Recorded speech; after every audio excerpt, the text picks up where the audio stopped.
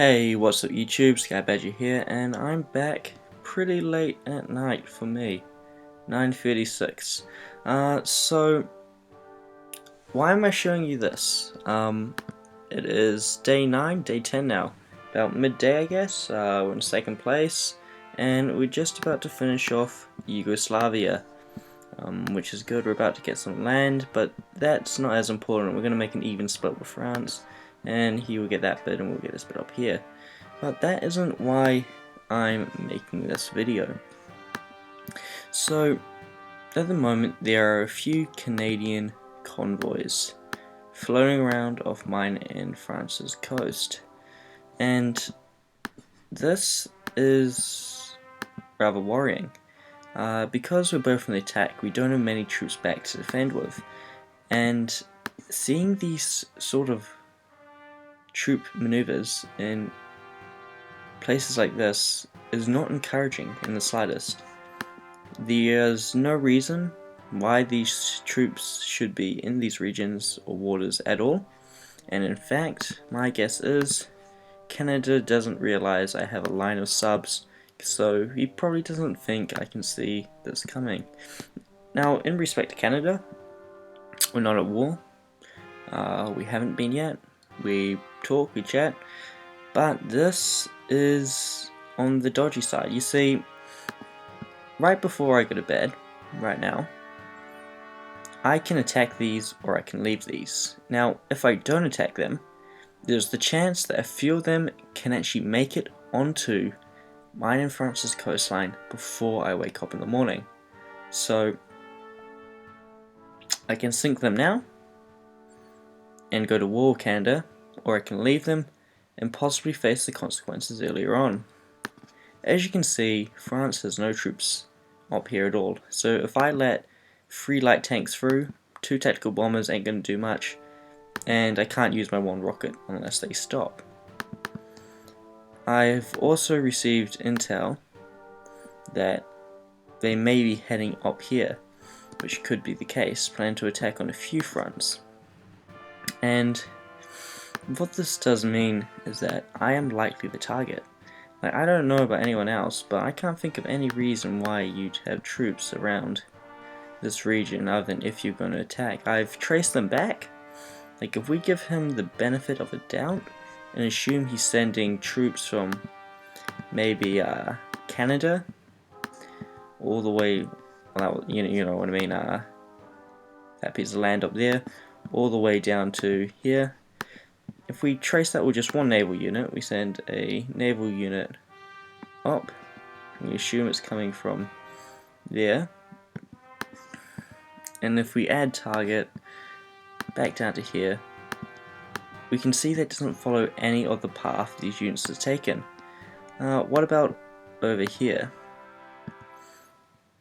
Where's a path that follows the line of that unit there? Right there, so it could be coming all around to down here, which is likely. That could be the place. It could be going through. Now, the only place it could be going through to is down over here,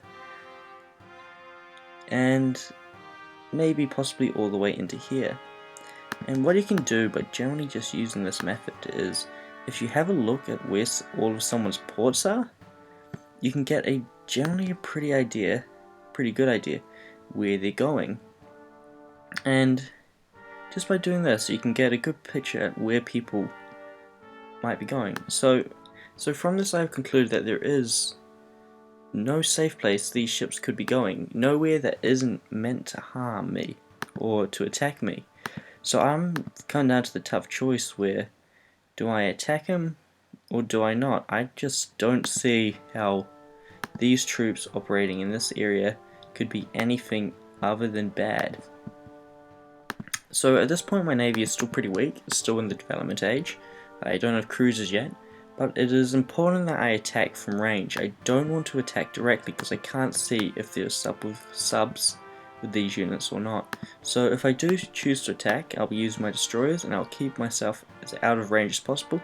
And I also just want to see what these units are as too, before they do actually come into range. Because at the moment, there is only actually 5 light tanks that are threatening us are in our artillery piece over here.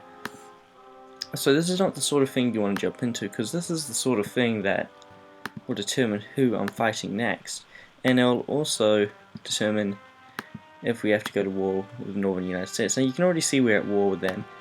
That was an accident. I'm trying to get that undone, but he kind of had troops in the middle of Yugoslavia for some unknown reason. I don't know why.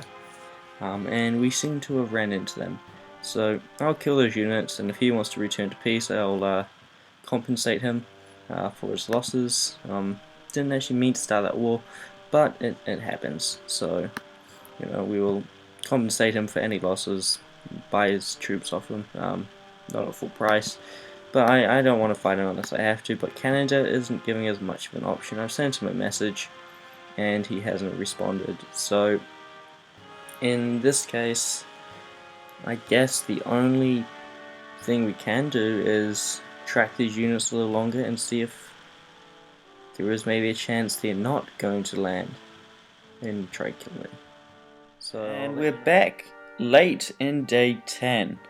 So, for those of you who may recall, I don't know how I'm going to structure this video, but the previous part, maybe directly before, I don't know.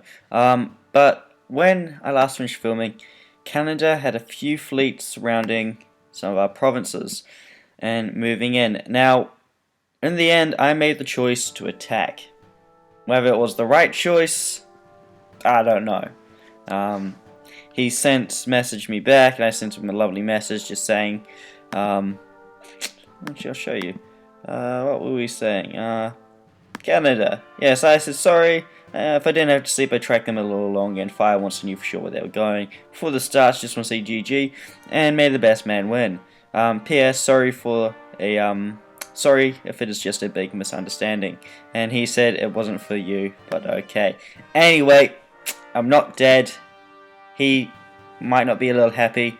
But we have a few things to address and how we're going to handle the situation. First things first. These islands here, St. John and whole of Iceland. What are we going to do about those?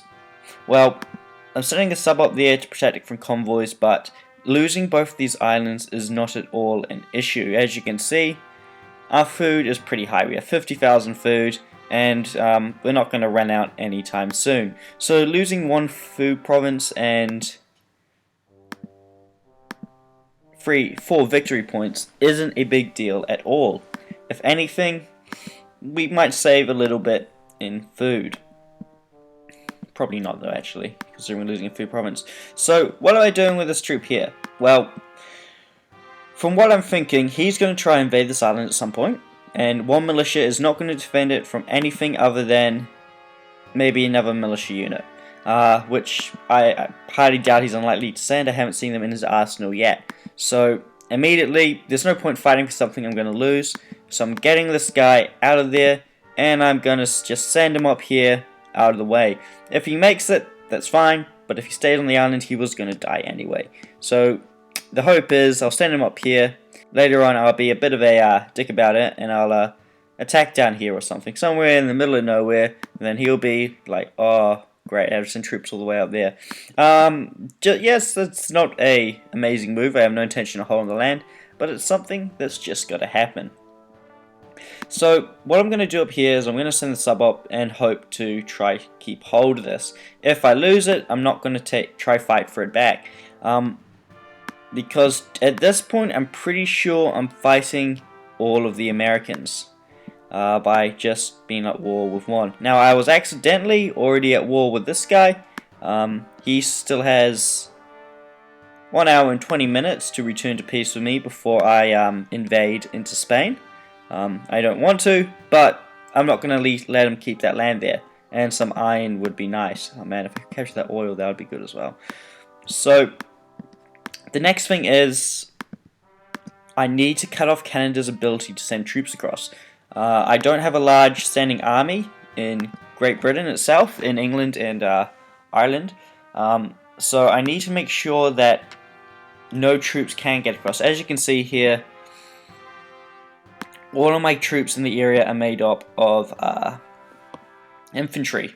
So I need to continue to build that up, and for the meantime, My navy is the only thing that is protecting me. And in terms of this little battle here, what's happening at the moment is I'm really want to try weaken him as much as I can. Greater Finland has joined in and started bombing that, and I'm going to send in another sub to attack that sub directly to stall out this battle a little longer. Subs fighting subs are incredibly slow, and I'm going to send in this destroyer here, which is already pretty damaged, to attack that destroyer from afar. So we managed to deal with all the incoming convoys we spotted, and we managed to sink a few over here with our air force. If we go into the newspaper and we have a look, 8,000 to 400, that's a good start to a war, guys. That's how it wants to be. Now, ultimately, I don't want to fight this war. It's a war that was probably going to happen eventually, but going from Great Britain to Canada and invading and holding the land is going to be a pain in the ass. It's not going to be easy, and it's going to be a hell of a hard time. Similarly for these guys, it's going to be a hard time to get over here. If we come down here and have a look at all this land here, which they've held for a while now, that morale's never going to get much higher than that. It's always going to be on the verge of rebelling.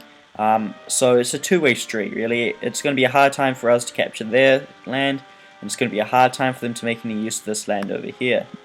So, in terms of defense, for what I have planned in this region, I've still got aircraft patrolling.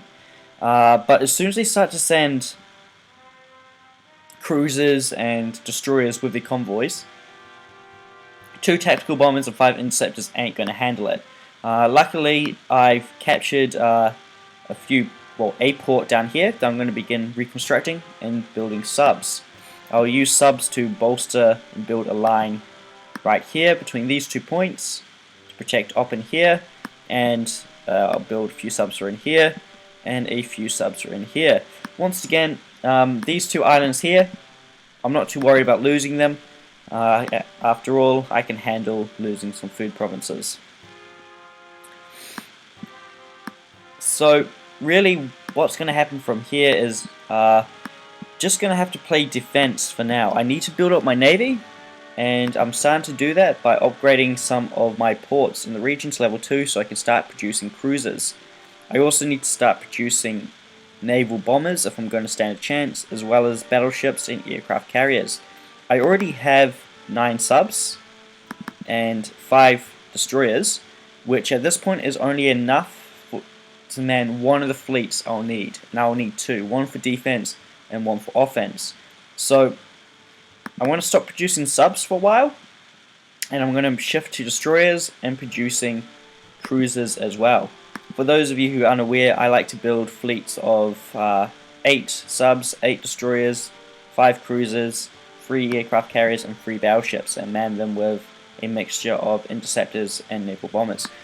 So that is an incredibly expensive build to undertake, so I'm going to need to make sure I look after my oil well. 5,000 oil a day is not much at all. So yeah, well, I guess we'll just have to see how it goes. Thank you for watching.